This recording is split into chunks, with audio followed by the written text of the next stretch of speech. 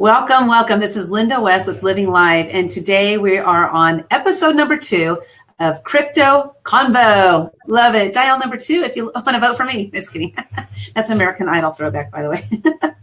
But today I'm going to be interviewing again, Justin Rekla, and he is has a company called Cryptocurrency Due Diligence, which is really cool. And I want you guys to go to cryptocurrencyduediligence.com, check it out. But before we get started, I just want to share with you guys that I'm going to be speaking on stage at an event called Massive Success Breakthrough. So go to attendmsb.com. It's in San Diego, February 9th through 11th.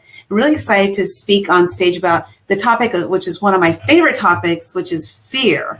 Because fear is what really holds us back from doing a lot of things in life. And if we talk about the cryptocurrency world, actually, fear is something that makes people do it or not do it. And so we're going to talk a little bit about that today as well. If cryptocurrency is something that you think that somebody that should learn about this, or if you want to learn about this, please share this broadcast out. We want to make sure that as many people as possible can be educated about cryptocurrency. Now, Justin and I do not tell people to buy it. We don't tell people not to buy it. All we do is we educate them. Well, Justin does the educating, I do the questions. And so we're just educating everybody on what cryptocurrency is, what the risks are, how you can mitigate, or what was the word you used? Risk mitigation, not risk elimination. So just how to mitigate your risk. So go ahead and share that out. And if you have any questions that you want me to ask Justin in particular, you can put them in the comments below on the video, or if you're watching this on replay, go to livinglive.tv/crypto questions. And then I'll get those questions. They can be totally anonymous. You don't have to put your name. It's not about who is asking what. It's about what questions are being asked that we can have Justin answer. So his website again is cryptocurrencyduediligence.com. Check that out. And I'm going to introduce to you Justin Rekla, and I'm having weird issues in the background here. Hold on a second. Okay, there we go. Okay, Justin Rekla. Okay, so Justin has over 13 years of experience in advanced training with the U.S. Army and federal government. He's a subject matter expert in tactical questioning, surveillance, counter-espionage, threat and vulnerability assessments, and investigative techniques. He's an educator in concepts of effective communication and has taught hundreds of future federal agents how to conduct interviews and investigations. He is the leader in cryptocurrency due diligence and education and is the co-founder of CryptoBit Verified, the very first cryptocurrency vetting provider. Justin brings his skills from the military sector and delivers them to the boardroom to help business owners protect their most valuable assets, which are time and money. And Justin, welcome again. Thank you so much for being here and being part of this series, because I really want to educate people about cryptocurrency. Well, thanks for having me. And I think it's this is an extremely important topic, because it's a hot topic right now for a lot of folks. There's a lot of confusion. There's a lot of fear, like you said, out there, a lot of uncertainty, a lot of doubt, and our firm is aimed at helping educate people, making educated decisions for themselves so they can mitigate the risk and whether or not they choose to get involved with cryptocurrency or not.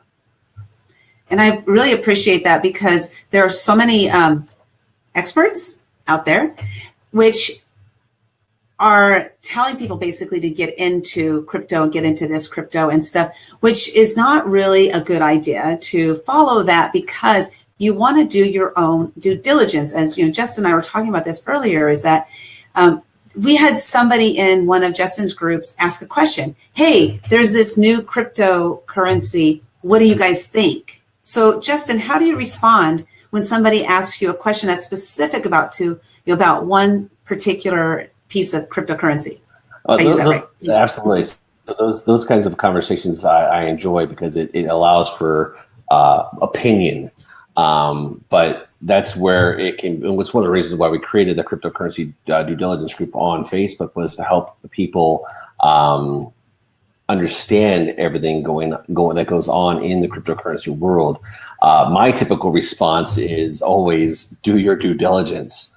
Don't get involved just because somebody said, hey, here's a hot deal, or hey, this is going on, or I expect it to be this, because the price of any cryptocurrency is really just speculation. And there's risk involved in that.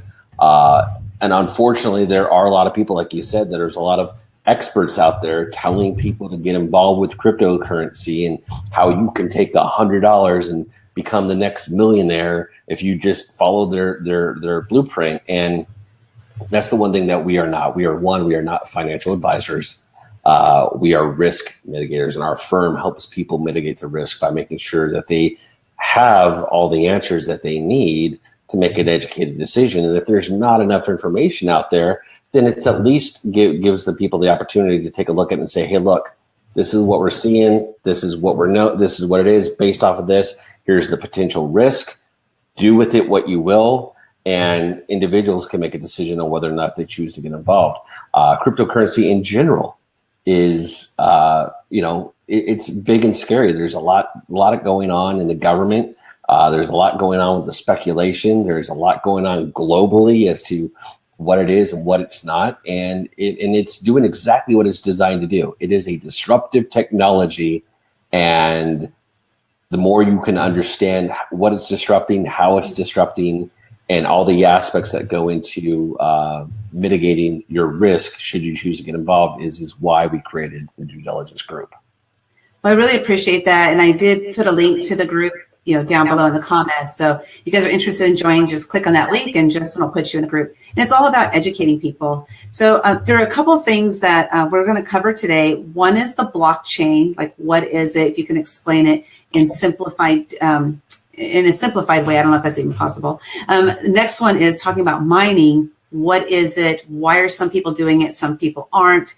And is it something that's a smart thing to get into? And I know you'll say do your due diligence, but I'm still going to ask the question anyway.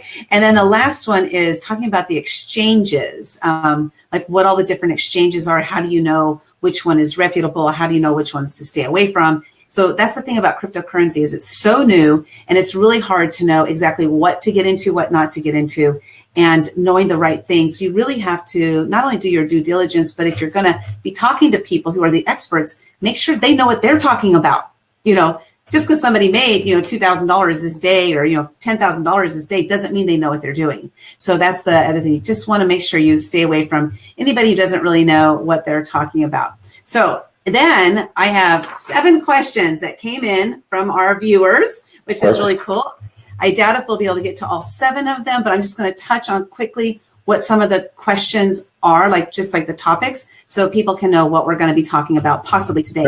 So one of them was talking about the loaded debit card. Can somebody steal your PIN? Is a PIN required? So I love that question. I was like, yeah, we're totally going to ask that question. The next one was talking about the GDAX, which is, you'll explain what that is. And then talking about MSB, which I don't even know what that is. And hopefully you know what it is, but something about the FinCEN and MSB, some more of these things. I have no idea. Then talking about, the US, China, and Russia governments and how that plays into cryptocurrency. Like, will they really let it happen kind of thing? Talking about the yen and the yuan, I guess the China and Japanese monies.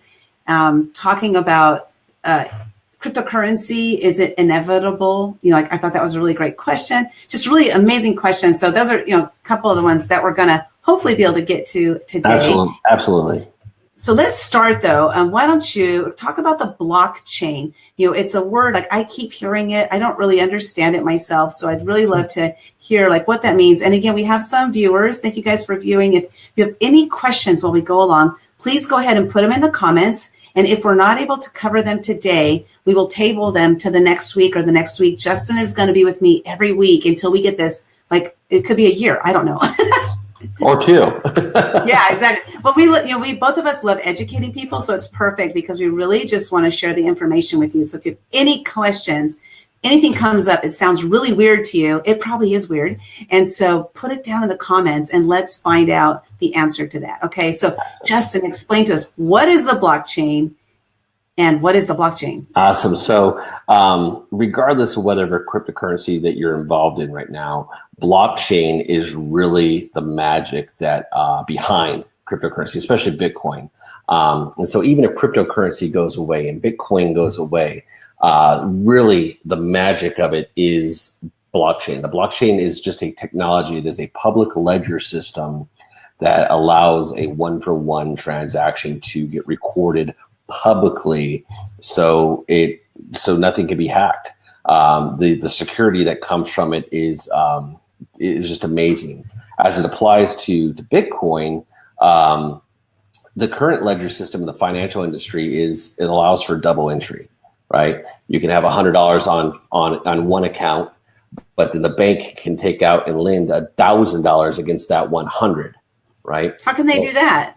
That's just I didn't know that. That's the rules. That's the laws that are in place that allow the bank to do that. They can magically create $900 out of thin air, right?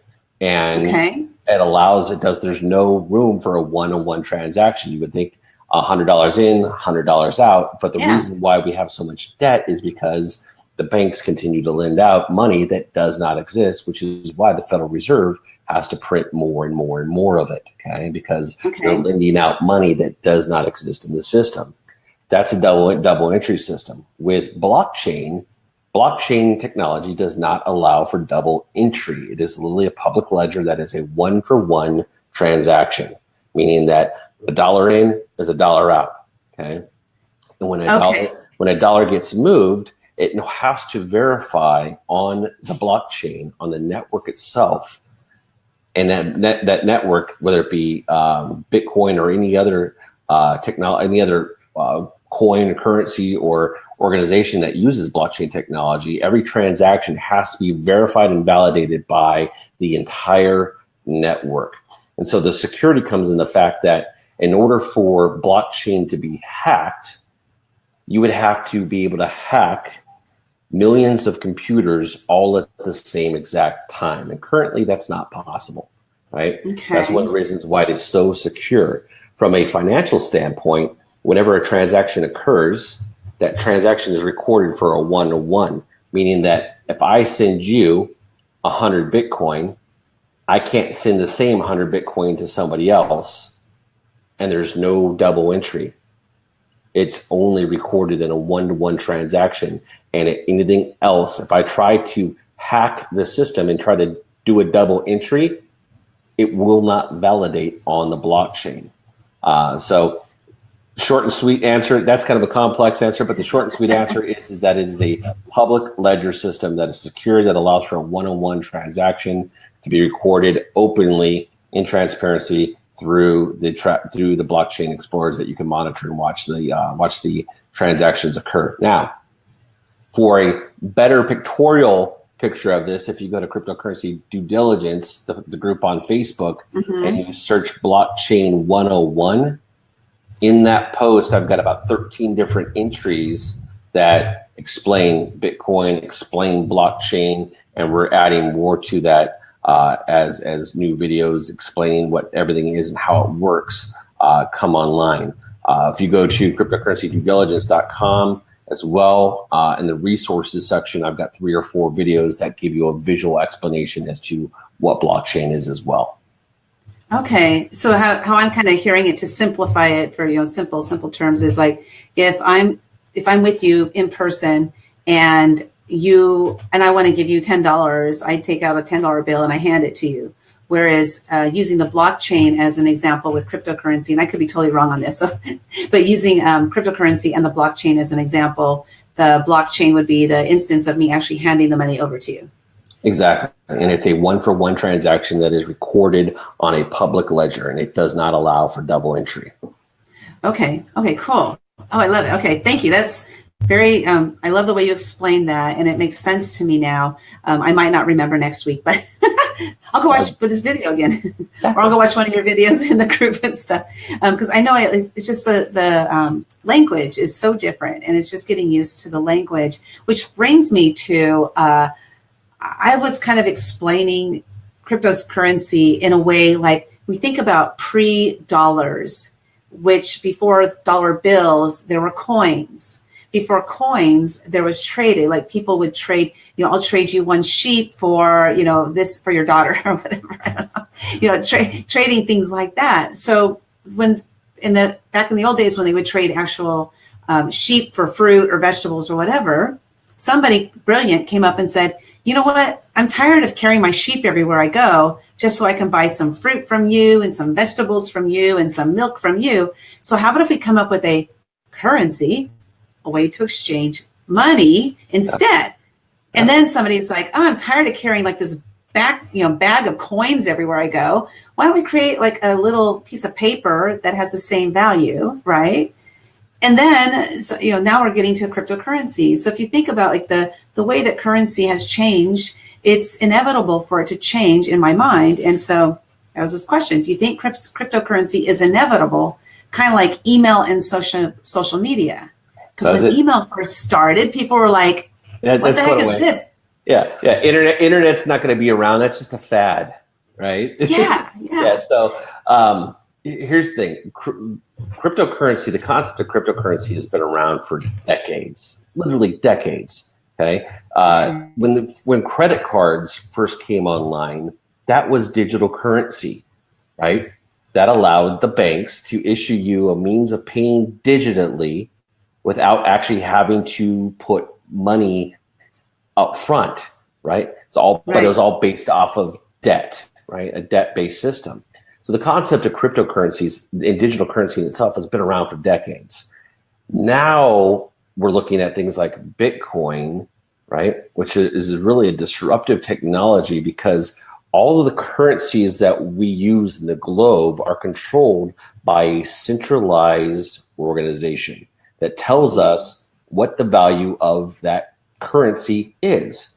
As a society, we agree upon that $1 is equal to $1, right? Mm-hmm. Cryptocurrency is no different. If you and I say that I will pay you 1 Bitcoin for your service or product, and it's agreed upon, then we can exchange it, right? It's nothing more than a means of exchange that if you and I agree upon it, it's worth something.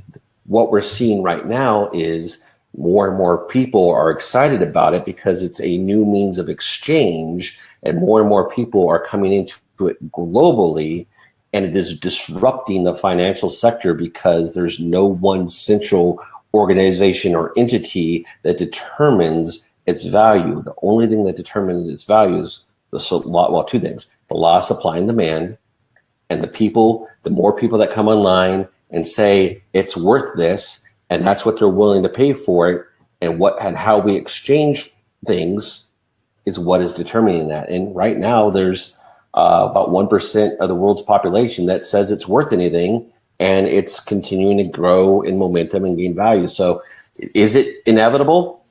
Well, one, it's already here, and I definitely don't think it's going anywhere. Okay, cool. Well, hey, Kristen says hi. Hi, Linda and Justin. Hey, Linda, give me 1 second. Yeah, of course. I'll be right back. My computer's about to die. Okay. So I don't know a lot to talk about, but I will. So I'll share with you guys really quickly a couple of questions that have come up that might help you to understand kind of how the cryptocurrency questions are coming up. If you have any questions, though, please post them in the comment. Like this one was really great. I love this one. Can someone steal cryptocurrency that is loaded onto a debit card, or is a PIN required? So, for example, Justin was sharing with us last week in episode 1 that he actually has a debit card that has cryptocurrency or Bitcoin. It has his Bitcoin dollars, however many dollars he put onto it, which are equal to US dollars. But he has a debit card that has cryptocurrency on it. So the question, I'll ask you this question. Welcome. Is it okay now? We're back. Okay, cool. Okay, so the question was, can someone steal cryptocurrency that is loaded onto the debit card? Like you have a cryptocurrency debit card or Bitcoin debit card. You can explain that a little bit more. Or is a PIN required to use that card? Like if I'm at the grocery store. Great question. So it depends on the card. A majority of the cards out there right now are prepaid Visa cards, meaning that you actually have to sell your Bitcoin, convert it to cash, and so what is actually loaded on that prepaid Visa is actually US dollars. Okay. And it is a Visa card that does have a PIN number to it, so you have to safeguard it just like a debit card. Okay. Other cards, like the Shift card through Coinbase, is actually attached to your Coinbase wallet. Okay, but it is also a debit card, but it converts on the fly, and just like a just like a debit card, it also has a PIN number associated with it. And so you're going to want to take the same amount of security precautions that you would with your debit card or your credit card as you would with the Bitcoin-backed Visa cards. So the same level of security comes into play. So yes, if somebody does get a hold of it and they know your PIN number, they could empty your account. But if you read the terms and conditions, most of them, because they're backed by Visa, typically offer the same level of protection that Visa offers for other Visa debit cards as well. So, and you can find that on each specific site where the cards are, where you get the cards from. Okay, that's really interesting, because I think, and correct me if I'm wrong, sometimes when you're at a grocery store and you swipe your card, they ask you if you want to do credit or debit. And I think if you do credit, you don't have to enter a PIN number. Is that correct? You may have to, but my understanding, again, you can read this on the terms and conditions. My understanding is that regardless if you're using if you're using a Bitcoin-backed Visa card, you're going to want to run it as credit because then that gives you the protection of Visa. Whereas if you run it as a debit card, then it doesn't fall under the terms and conditions of Visa's protection. So make sure you check with the terms and conditions on that, because if you run it as credit, then I think you're covered under Visa. But if you run it as debit, I don't think you are. But each card, that is going to vary from card to card depending on their own terms and conditions. Okay, interesting, crazy stuff. So I can't wait to learn a little bit more about that as we go. So let's now talk about mining. What is mining, and can I do it? And if I can, how do I do it? Or should I not do it? Or, like all the mining questions. Awesome. So again, I've got a lot of great videos inside the cryptocurrency group. If you search for Blockchain 101, as well as cryptocurrency due diligence on the resources page, there's some video as to what mining is. But essentially, mining is just a term that is used for maintaining the open public ledger. Okay? Back in the early days of Bitcoin, there was just a handful of computers that were monitoring the transactions of Bitcoin. Right? As the network and the popularity have grown, the number of computers online that monitor that blockchain, that monitor the network, has grown. Mining is just a term used in the industry for helping maintain the open ledger. The reason why it's called mining is because the computers that are monitoring the blockchain and making sure the transactions are recorded and kept up with one another are rewarded in minute fractions of new coin. Okay, and whether it be Bitcoin, whether it be Ethereum, whether it be whatever it is that is being mined, right? The miners are rewarded in new small portions of currency. So just like you would mine gold, right? If you're mining gold, you're collecting gold, just like miners do. Is the miners on the blockchain can mine various forms of cryptocurrency, and they're rewarded in small portions of new coin that is created. Currently, the blockchain for Bitcoin is going to take about 122 years at the current processing power for the remaining 4 million coin to be fully mined in Bitcoin. So it's going to be around for a while. The miners are going to continue to make a ton of money. Miners also receive a portion of the network fees. So when it costs you money to send Bitcoin from one person to another, that network fee is distributed across the network to the miners as a thank you for keeping track of the ledger to make sure that everything's processed accordingly. So to your question of, is it worth it? It really depends. At this point, Bitcoin, just from some of the things that we've seen, the amount of processing power that is required to mine Bitcoin, really, you can mine it at home, but the computer systems that are required are costly. The power consumption for mining Bitcoin is expensive. So unless you've got large quantities of computers mining it, and when I mean large quantities, I mean like tens of millions of dollars of computing equipment and negotiated power pricing down to where you're only paying like 2.5 cents a kilowatt hour, then the profitability of mining Bitcoin is becoming increasingly more expensive to become profitable in Bitcoin mining. Now, there's other cryptocurrencies out there that are mined using different technology. ASIC, Bitcoin uses ASIC processing, to where there's other ones that require GPU processing. So the power consumption is a lot lower. The machines are a lot less expensive.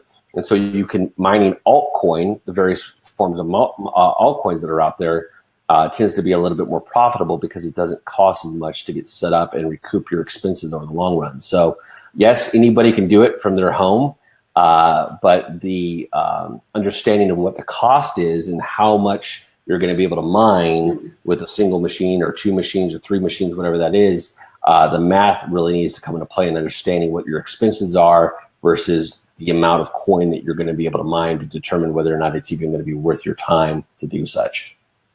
Okay. Wow. There's so much to this.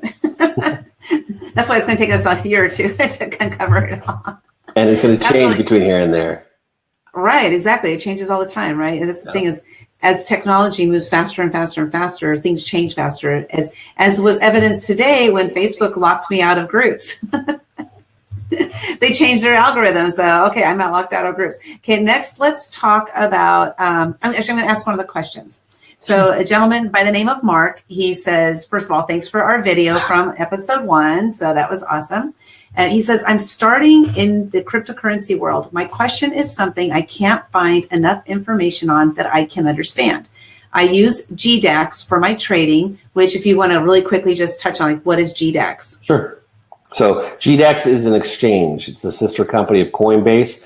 Coinbase is also an exchange that only allows you to buy and sell Bitcoin, Bitcoin Cash, Litecoin, and Ethereum. You can buy and sell Bitcoin on Coinbase. Their sister company, GDAX, is a trading platform that allows you to trade Bitcoin Cash, Ethereum, and Litecoin. So there's a little bit of difference. So you're in the GDAX, you're actually going to be purchasing and selling, but it's done through a trading platform, much like the Forex industry. So you have a little bit more ability to buy, whereas on Coinbase, it's like, here's the set price and you're buying it, or you can sell it at that point in time. GDAX is typically used for people who are day trading cryptocurrencies. And so it's a little bit more complex, but there are some benefits of using GDAX as well. As most of the time, they don't charge network fees for sending Bitcoin. Okay, I did a video the other day just showing the GDAX because I thought it was so crazy. All these numbers going all over the place. Like, that was kind of interesting. Okay, so I'll finish on with Mark's question then. So he says he knows people. Okay, I know people are going to prison for not filing with FinCEN, FINCEN. So the question is, what defines an MSB? Which I don't know what that is. I'd have to look at that, dive in further. I'm not familiar with the term MSB. I'm sure it's probably come across my purview, but I would have to dive into that further as to what exactly he means by an MSB. Okay, so then, since we don't know what that is, we can't answer that specific question. But he did ask, but please, I have to post it in the due diligence group, and we can research it for you. Okay, cool. I'll do that. And then he says, do I have to register if I'm just going to trade on GDAX.com exchange? Anybody can go create an account on GDAX. It's an open exchange. You have to go through their what we call KYC, know your client due diligence. So when you create an account through GDAX, you'll go through a verification process. You'll be able to open an account. You'll be able to deposit money. And it is an exchange. My advice to people is do your due diligence and understand how trading works should you choose to get involved with trading cryptocurrencies.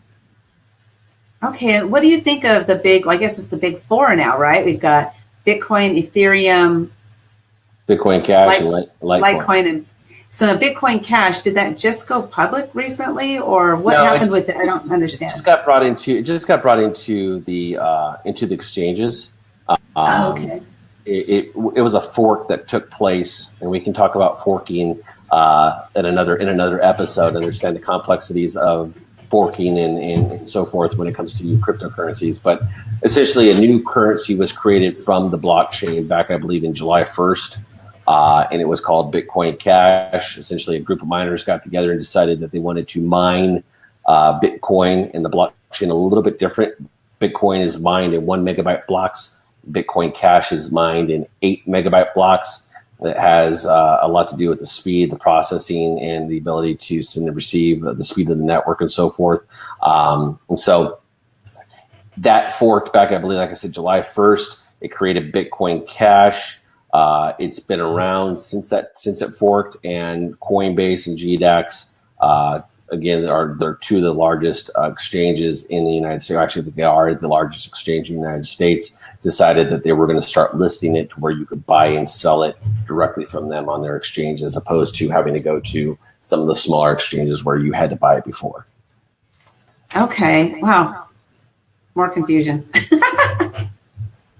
So let's talk just briefly about the exchanges. Are there a whole bunch of them out there, or are there just a few? Or so how do you know which exchanges are legitimate? I don't know the right words to even ask, because this is all just craziness. This stuff, right? There's about 200 plus exchanges worldwide that you can buy and sell cryptocurrency on, and there's new ones that are popping up daily, weekly. You know, you can take a look at your Facebook post. You can see new exchanges that are coming online. Again, when it comes to risk mitigation, it's knowing what questions to ask. It's knowing to know what's involved. If it's an exchange, do they have a verification process? How long have they been around? We've seen a couple of exchanges that have popped up and poof, disappeared overnight after people were buying coin. The ones that have been around the longest have the stuff in place that show that they're a legitimate exchange, things like Coinbase and GDAX and some others, and you can see some on our resources page. Okay. But each one has a varying level of difficulty in understanding the technical aspects of interacting with each one of those exchanges. A lot of them are designed solely for the day trader. So the complexities of understanding how to buy, when to buy, how to move money in, how to move money out, all that kind of stuff is going to depend on the exchange. Coinbase is literally like Bitcoin 101 because it makes it super easy to buy Bitcoin in the four big ones. And if you're going to get involved with buying other coins and other altcoins through different exchanges, my recommendation is make sure you have a complete understanding of how those exchanges work, because it can be very confusing. There's time delays because of the blockchain, and people like, oh, I bought something on this exchange and it didn't show up in my wallet right away. Well, did you buy it on an exchange? Was it a limit order? Was it a market order? Was all these different things that could go into it? And if you don't fully understand the aspects of how an exchange works, then the simpler version of that is GDAX or even more simpler, Coinbase. But that's really for those that are brand new to the cryptocurrency world. But if you're ready to expand and grow into that, then into other things and other opportunities within the cryptocurrency world, really make sure you dive in and understand the technical aspects of each exchange and the legitimacy on it. It really, go back to that portion of the question, is how long have they been around? A lot of the really good exchanges, the ones that are legit, have been around since Bitcoin came out. So that's a good place to start. And that's a great point you made there, is that there's so much information here. And there was a post you did today in the cryptocurrency due diligence group. Cryptocurrency is not for everyone. It is the most risky thing you can get involved with at this point in time.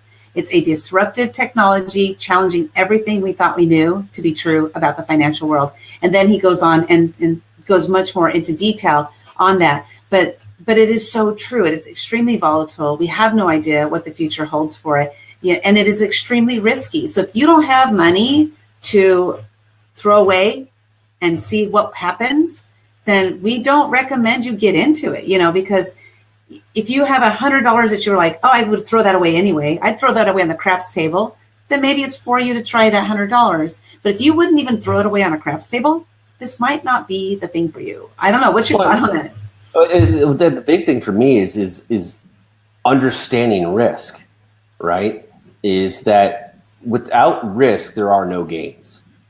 True. Right? And that's what due diligence is about. Due diligence, as we quoted it earlier, due diligence is about risk mitigation, not risk elimination. And so it's really understanding what all of the risks are before you decide to get involved, and recognize that it is literally still the wild, wild west out there.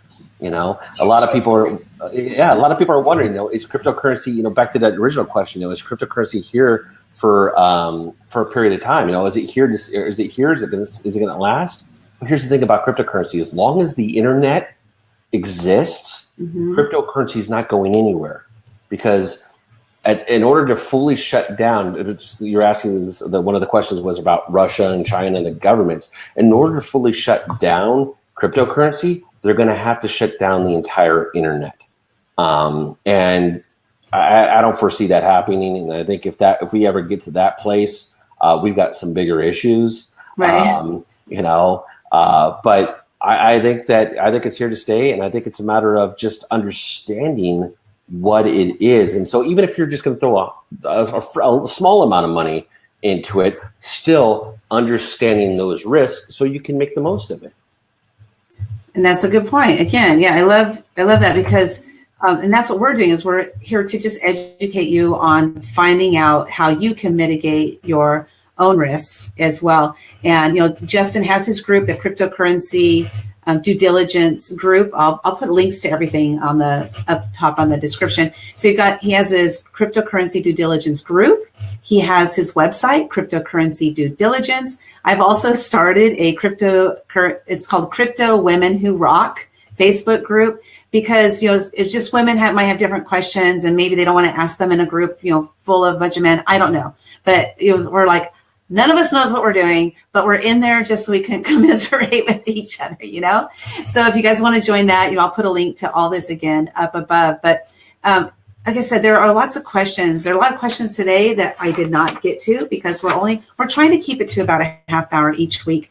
And next week we'll cover some more of these questions, as well as any new questions that come in. And we're just going to really dive into this. And I want to talk about, maybe next week we'll talk about some of the cryptocurrency companies that came out and they died really fast.